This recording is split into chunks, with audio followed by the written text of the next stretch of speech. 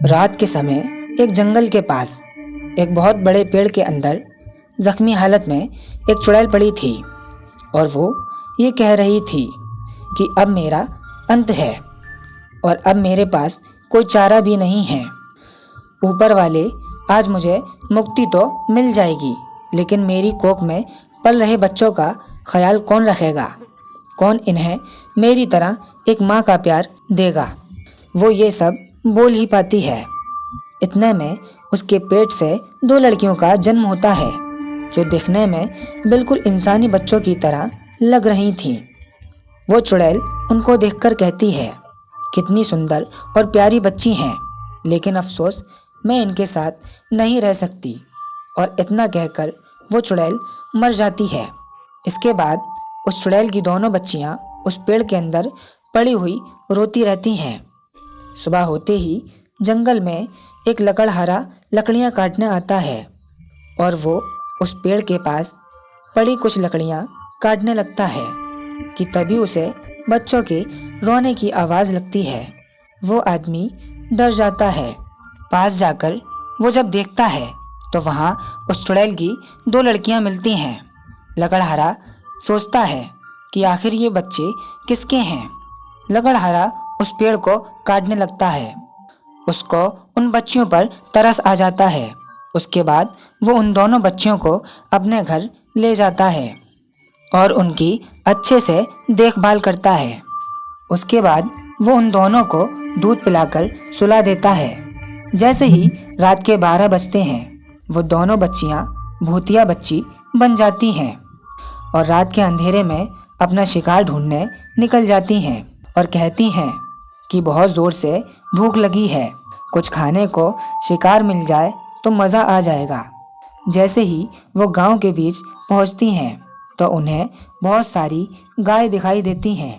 फिर वो दोनों गांव की सारी गायों को एक एक करके खाने लगती हैं। देखते ही देखते गांव में गायों की लाशें बिछ जाती हैं। उसके बाद वो दोनों उस लकड़हारे के घर चली जाती हैं और वापस से इंसानी रूप में आ जाती हैं ताकि किसी को पता नहीं लगे और आते ही सो जाती हैं।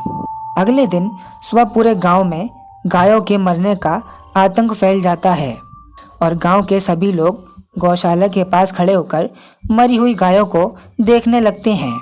गांव के सभी लोग रो रहे होते हैं और सोचते हैं कि ये सब किसने किया होगा। कोई कहता है कि शायद कोई जानवर खा गया हो, कोई कहता है शायद किसी से दुश्मनी हो। उसके बाद सब अपने अपने कामों में लग जाते हैं।